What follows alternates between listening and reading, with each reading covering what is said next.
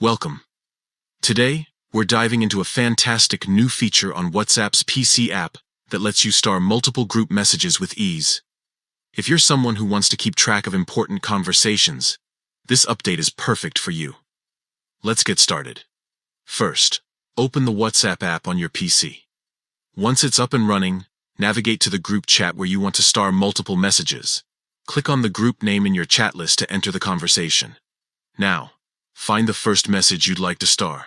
Right-click on it, and from the menu that appears, select Select.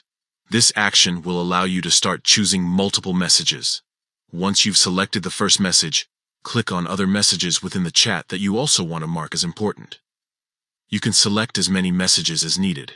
Just click on each one. After you've chosen all the messages you want to star, look for the star icon at the top of your chat window and click on it.